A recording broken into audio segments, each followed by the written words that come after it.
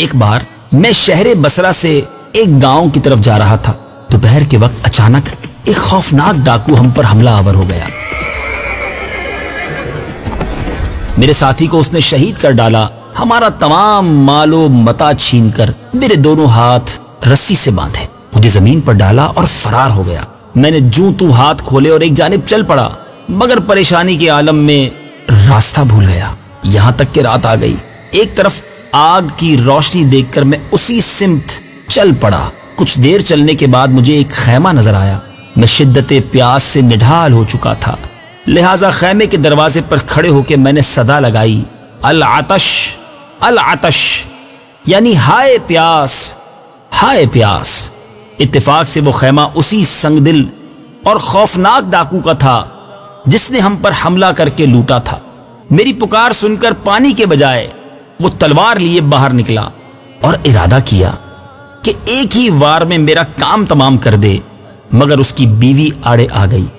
مگر وہ ڈاکو اپنی سخت دلی کے باعث مجبور تھا، اپنے ارادے سے باز نہ آیا اور مجھے گھسیٹتا ہوا دور جنگل میں لے آیا، میرے سینے پر چڑھ گیا، میرے گلے پر تلوار رکھ کر مجھے ذبح کرنے ہی والا تھا کہ یکایک جھاڑیوں کی طرف سے ایک شیر دھاڑتا ہوا برآمد ہوا۔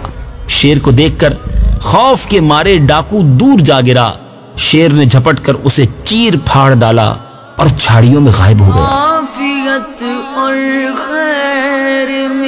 میں اس غیبی امداد پر اللہ عز و جل کا شکر بجا لایا۔ یہ واقعہ حضرت سیدنا شیخ عبداللہ شافعی علیہ رحمت اللہ القوی کا ہے۔ اے میرے میٹھے اسلامی بھائیوں اور سوشل میڈیا کے ناظرین، کبھی کسی پر ظلم نہ کیجیے۔